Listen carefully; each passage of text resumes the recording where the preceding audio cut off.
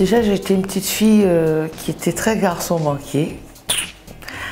J'adorais monter dans les arbres, j'adorais jouer au football avec mes frères. En fait, j'avais deux frères aînés, juste avant moi, et j'aimais être avec eux. Et puis je rêvais de chanter.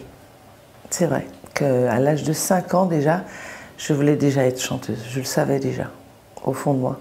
En fait, j'ai grandi dans une famille de musiciens. Donc j'ai adoré la musique très très vite. En fait, je suis née d'un 3e mariage. Ma mère a eu 2 veuvages et elle a eu 5 enfants que mon père a élevés. Et tant que moi j'étais pas arrivée, donc je pense qu'il a eu pas mal de soucis avec mes frères et sœurs. Et quand moi je suis arrivée, il est devenu très dur. Donc toute mon adolescence, j'ai peiné parce que mon père m'avait vissé de partout. Donc j'ai eu du mal à lui expliquer que je voulais être chanteuse. Donc je me suis battue. Et il a fini par comprendre que j'allais pas changer d'avis. Et c'est lui-même qui m'a fait faire un album. Mon premier album, j'avais 16 ans et ça s'appelait Christiane et Henri. Après, j'ai pris des cours. Entre-temps, je suis partie aux États-Unis, j'ai fait une école de chant et de danse. C'était juste avant Zouk Machine. J'étais partie juste après mon bac. Tellement je voulais chanter et danser, j'ai dit à ma mère, j'ai mon bac, je pars. Elle m'a dit, ok, si tu as ton bac, tu pars. Je ne l'ai pas eu, mais je suis partie quand même. Je suis partie quand même et j'ai fait 1 an là-bas, dans une école de danse, chez Alvin Ailey. Et après, j'ai pris des cours de chant et c'est là que mon frère m'a appelé pour faire Zouk Machine. Et je suis rentrée en Guadeloupe pour ça. Zouk Machine, c'est une idée de mon frère aîné, Guy Houllier, qui lui, à l'époque, voulait monter un groupe de nanas, musiciennes, chanteuses. Il a cherché, il a prospecté, il est tombé que sur des chanteuses, dont Joëlle Ursule, Dominique Zorobabel, moi-même. Il y avait même Tania Saint-Val qui était sur la sellette, puisque on avait fait appel à elle, mais elle sortait son premier album solo. Donc on est resté sur les 3 dont je vous ai parlé, Dominique, Joëlle et moi.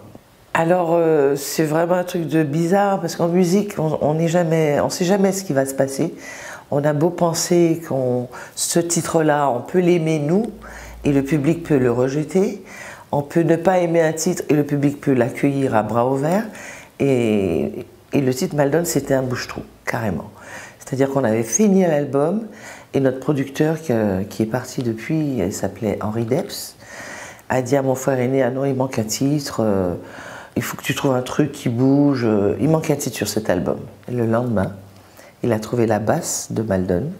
On est retourné en studio que pour ce morceau-là, qu'on n'aimait pas, j'avoue. Parmi tout ce qu'on avait chanté avant, celui-là ne nous plaisait pas forcément. Et c'est celui-là qui a marché. Incroyable. Alors c'est vrai que l'après Zouk Machine, ça n'a pas été facile pour moi. Je me suis dit, est-ce que j'arrête comme Dominique? Est-ce que je repars en solo, mais on ne connaît pas Christiane Obidol? Ou est-ce que je garde le nom Zouk Machine qui me permettra de continuer ma route et peut-être préparer une carrière solo? Donc c'est ce que j'ai préféré faire. Donc j'ai gardé le nom Zouk Machine et ça m'a permis de revenir sur la scène, de faire des tournées. Donc aujourd'hui je suis quand même bien servie. Malheureusement, à cause du Covid, tout est reporté, mais je suis sur 3 tournées différentes. Années 80, Star 80 et Born in 90. Donc c'est tous les Zéniths de France qu'on fait depuis 3-4 ans. J'ai déjà sorti quelques titres qui sont sur YouTube.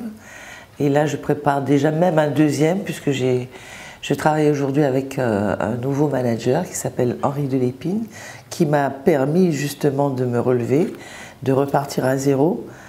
Et là, je prépare ma carrière solo, où je serai certainement accompagnée de danseurs, je pense.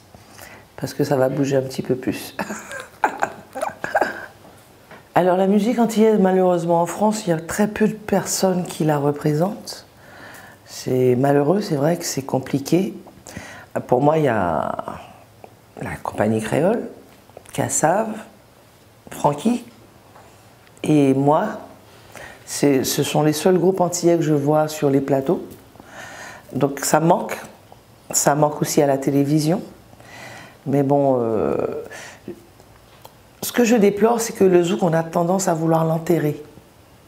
C'est-à-dire qu'il y a une période très faste des années 80-90 où le zouk était tellement ouvert, il y avait tellement de richesse musicale.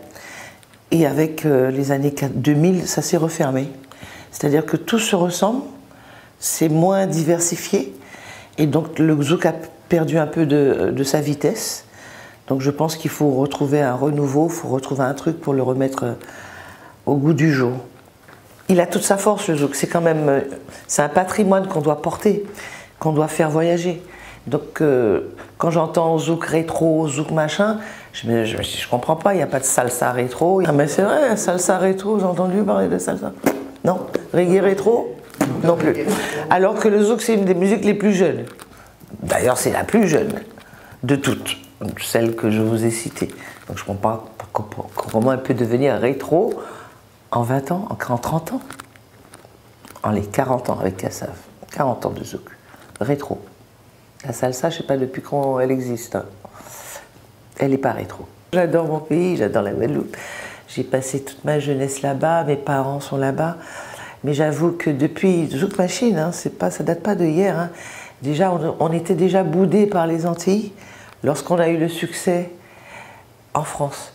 C'est compliqué d'être antillais, de vivre en France, de faire sa carrière en France et de vouloir se dire antillais. Voilà, pour ne pas dire qu'on a le cul entre deux chaises. Ce que j'aimerais qu'on retienne de moi, c'est le combat que j'ai mené. Et je pense que quand on désire quelque chose, il ne faut pas lâcher. Il faut se battre jusqu'au bout.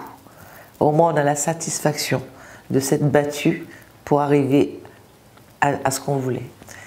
Voilà, donc moi je me suis battue et je continue à me battre, hein, j'ai pas fini. Hein, mais je sais que j'ai passé des... Voilà, j'ai gagné des batailles, j'ai pas gagné la guerre. Ah ben j'aime le sport, la lecture, j'aime beaucoup les films, le cinéma. J'aurais bien voulu tourner dans un film un jour.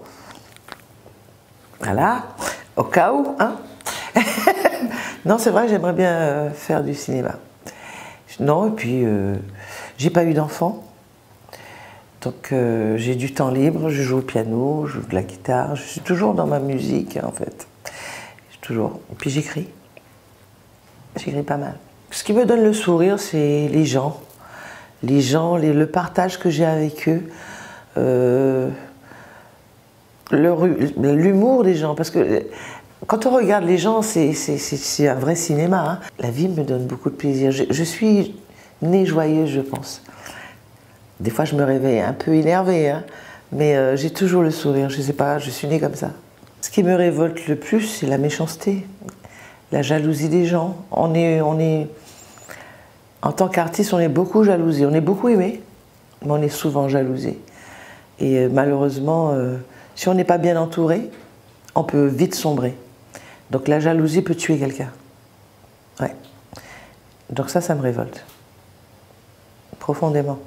Alors déjà, j'ai trouvé ça très beau, belle dame, très beau jeu de mots. Alors, ça peut représenter plein de choses, belle dame. Déjà, de belles femmes, ça représente la féminitude, la féminité, mais ça représente aussi la beauté de l'âme, la beauté des dames. Ça parle à l'esprit, ça parle dans le cœur.